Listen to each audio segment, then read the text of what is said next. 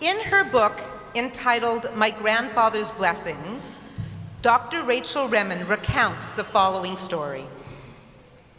Many years ago, my grandfather gave me a silver wine goblet, she says, so small it held no more than a thimbleful of wine. He gave it to me during one of the many afternoons we sat together at the kitchen table in my parents' home, memorizing phrases from old books and discussing the nature of life.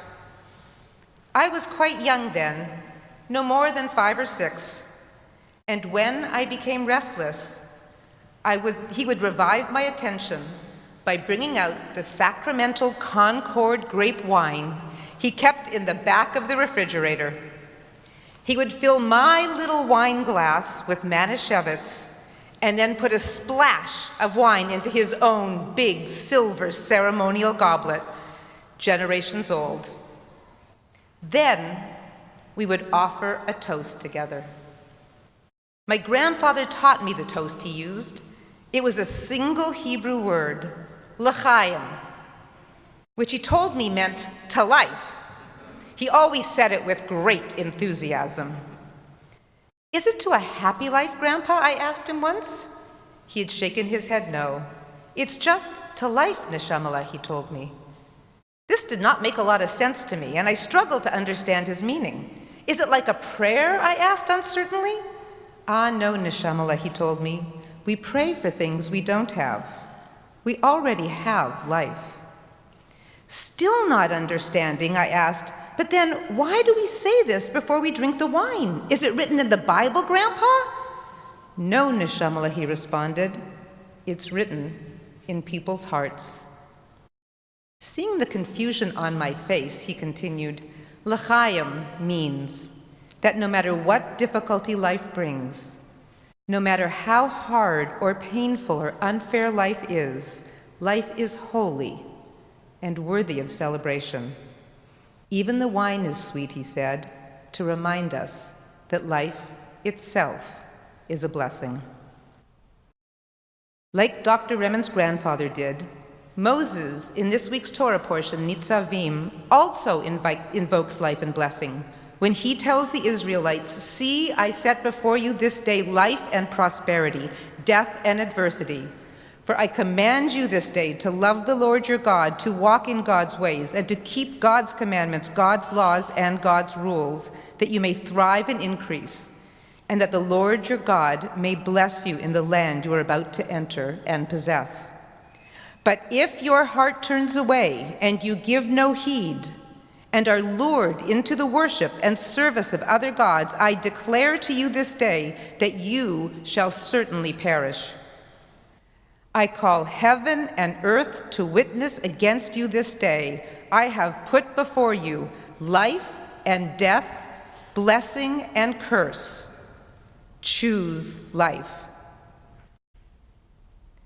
The traditional interpretation of these verses is the message that if we live according to the precepts of the Torah, if we walk in God's ways, then life and blessing will prevail.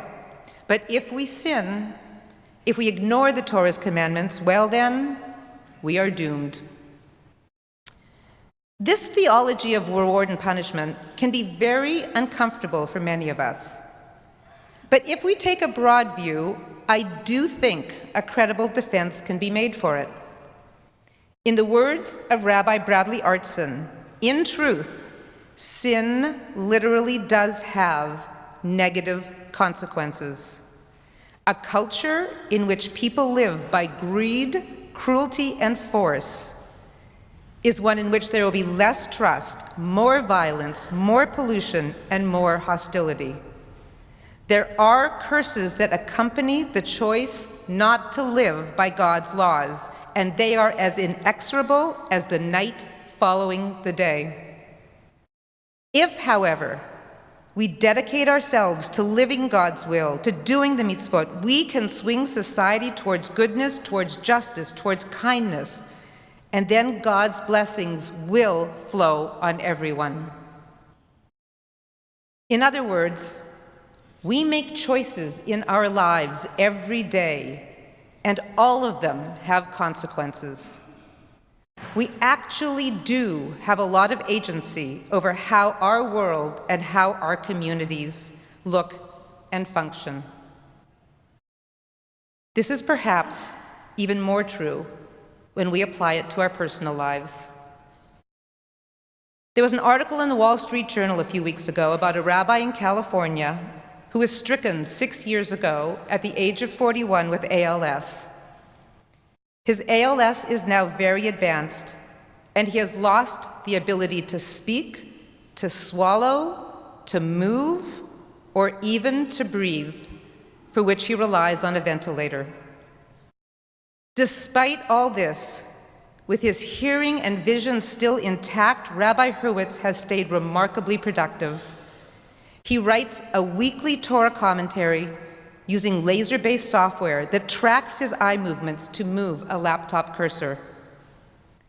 Called Beyond Speech, it sometimes takes him a full day to write a commentary that in the past would have taken him just 2 hours.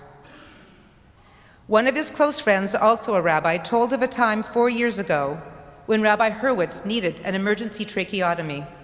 This friend asked Rabbi Hurwitz if he wanted to forego this life-saving treatment, given the future that lay ahead for him, explaining that other rabbis would understand and give their blessing. He watched as Rabbi Hurwitz slowly typed his response on the phone. "I want to watch my children grow up," it said. Last June, Rabbi Hurwitz was wheeled down the aisle beside his daughter Fruma at her wedding in Los Angeles. And even more remarkable was that he managed a few weeks ago to fly to New York to experience his youngest son becoming a bar mitzvah. It was his idea to go, his wife said. We said, "No way, Yitzi, it's too risky, it's too difficult." But Yitzi offered a magnificent and profound response. "We can't be so busy staying alive that we're not living." Our lives do not fit neatly into categories of blessing or curse. We all experience good fortune, and we all suffer from adversity, from loss, from pain, from disappointment. Lost jobs, failed marriages, bad diagnoses, ruptured relationships. But even and especially in those painful and difficult moments, it's important to remember that blessings abound if we can remember to look for them. The joy of simchas, new grandchildren, that first sighting of the changing leaves, the warm embrace of a friend. I'm now going to let you in on a rabbinic secret. There's a saying amongst us rabbis that we give the sermons we ourselves need to hear. So this is my high holiday confession to you. This sermon isn't just a touching story about a grandfather's l'chaim or an inspirational account of someone with ALS. It's about me, and perhaps about many of you as well. It's about how easily we can fall into the trap of seeing what is missing in our lives, of focusing on what's hard, on what scares us, on what we wish could be different. Because life can be complicated and messy, very, very messy. But as the liturgy of the high holidays comes to starkly remind us, life is also fleeting and amazing and astonishing and overflowing with awe and wonder and so much beauty it can literally take our breath away.